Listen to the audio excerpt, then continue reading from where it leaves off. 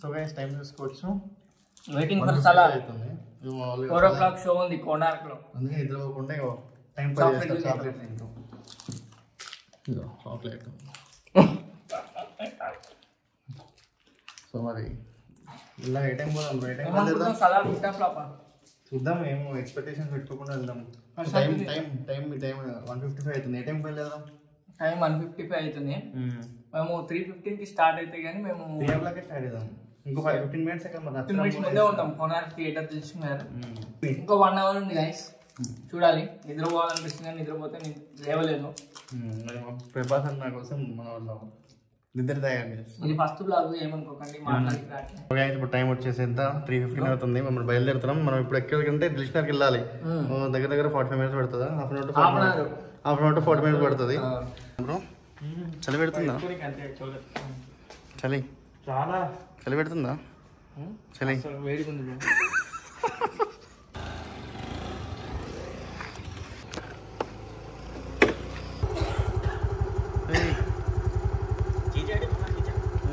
ఉన్నాడు. చలి పెడుతుంది ఫుల్. రాజన్న వచ్చిండు. శివటెక్ పోదాం పోదండి. బాగా ఏషియన్ కొనార్క్ 70mm. హడావిడి లేదు భయ్యా ఇక్కడ.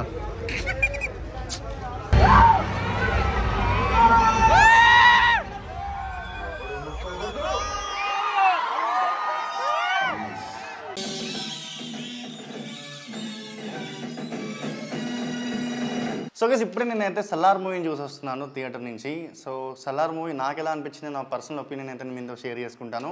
సో ముందుగా నేను చెప్తున్నాను, ఇది వచ్చేసి నా పర్సనల్ రివ్యూ. నాకు ఎలా అనిపించింది నేనైతే చెప్తాను. అండ్ అలాగే ఒకటి చెప్పాలంటే, ఏదైనా ప్రోడక్ట్ అయినా మూవీ అయినా ఏదైనా కొందరికి నచ్చుతుంది, కొందరికి నచ్చదు. ఈ సలార్ మూవీ విషయంలో నాకు ఎలా అనిపించింది నేనైతే మీతో షేర్ చేసుకుంటాను. అండ్ మెయిన్గా ప్రభాస్ ఫ్యాన్స్ ఎవరైతే ఉన్నారో వాళ్ళు మాత్రం ఈ మూవీతో చాలా బాగా సాటిస్ఫై అవుతారనమాట. ఎందుకంటే ఈ మూవీలో వచ్చేసరికి ప్రభాస్ని చాలా బాగా చూపించారనమాట. ఈ మూవీలో మనకైతే ప్రభాస్ చాలా స్టైలిష్గా అయితే ఉంటాడు అనమాట. సో చాలా బాగా చూపించారు. అండ్ ప్రభాస్ చూసుకుంటే మనకైతే 5 to 7 years బ్యాక్ ఎలా ఉన్నాడు ప్రభాస్, ఆ విధంగా అయితే మనకైతే ఉన్నాడు అనమాట. సో నాకైతే చాలా బాగా నచ్చింది. లైక్ ఏంటంటే ప్రీవియస్ మూవీస్తో కంపేర్ చేసుకుంటే ఈ మూవీలో ప్రభాస్ మాత్రం చాలా నీట్గా అయితే ఉన్నాడు. అండ్ అలాగే యాక్టింగ్ కూడా చాలా బాగుంది, స్టైల్గా కూడా ఉన్నాడు అనమాట. సో ఆ విధంగా నాకైతే చాలా బాగా నచ్చింది. సో ప్రశాంత్ నీల్ అయితే ఈ యొక్క ప్రభాస్ని ఇంత మంచిగా చూపించడంలో మాత్రం చాలా బాగా అయితే కేర్ తీసుకున్నాడు.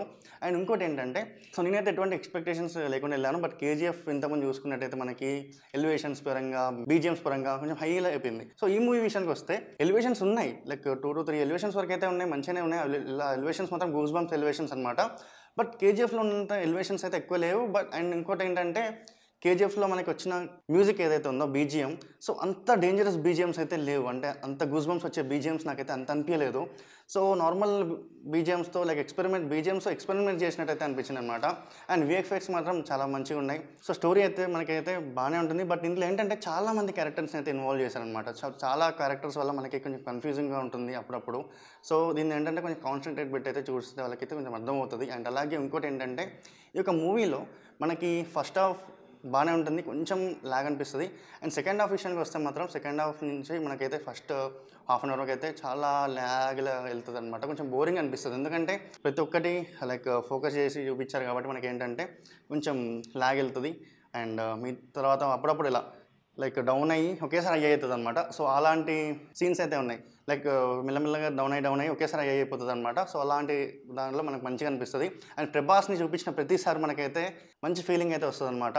అండ్ ప్రభాస్ మాత్రం చాలా బాగా యాక్ట్ చేశాడు. ప్రభాస్ విషయంలో మాత్రం చాలా బాగుంది. ప్రశాంత్ నీల్ మాత్రం ఈ యొక్క దాంట్లో కేర్ బాగా తీసుకున్నాడు. బట్ స్టోరీలో కొంచెం లాగ్ లేకుండా ఇంకొంచెం బాగా తీసుకెళ్తే ఇంకా బాగుంటుంది అయితే చెప్పుకోవచ్చు అనమాట. పృథ్వీరాజ్ వచ్చేసి మనకైతే బాగానే యాక్ట్ చేశాడు. అండ్ అలాగే మనకి శృతి హాసన్ చూసుకుంటే, శృతి హాసన్ ఎక్కువ అసలు ఫోకస్ చేయలేదు దీనిలో. నార్మల్గా జస్ట్ ఏదో క్యారెక్టర్ లాగా ఉందంటే ఉందంతే.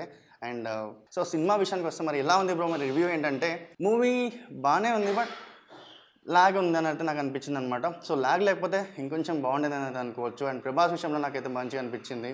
అండ్ అలాగే మూవీ మరి హిట్టా, బ్లాక్ బస్టర్, యావరేజ్ అంటే సో ఎబో యావరేజ్ అయితే చెప్పుకోవచ్చు అనమాట. సో ప్రశాంత్ నీల్ ఇంకొంచెం కేర్ తీసుకొని ఇంకొంచెం మంచిగా తీసుకుంటే బాగుండని అయితే చెప్పుకోవచ్చు అనమాట. ఎందుకంటే ఇంతకుముందు మనకి కేజీఎఫ్ 1 అండ్ కేజీఎఫ్ 2 చాలా బాగా తీశాడు. సో అంత మంచి ఇంకా తీస్తే బాగుండేది అని అయితే నాకు అనిపించింది. సో నాకు అనిపించింది, నేనైతే మీతో షేర్ చేసుకున్నాను. ప్రభాస్ విషయంలో బాగుంది, ప్రభాస్ని అయితే బాగా లేపాడు. అండ్ అలాగే స్టోరీ విషయంలో కొంచెం కాన్సన్ట్రేట్ చేసి స్క్రీన్ ప్లేని ఇంకొంచెం లేపితే బాగుండేది. సో ల్యాగ్ లేకుండా. సో ఇదన్నమాట. మరి ఇంకా ఇలాంటి వీడియోస్ కోసం మన ఛానల్ సబ్స్క్రైబ్ చేసుకోండి. Thanks for watching. Bye bye, take care.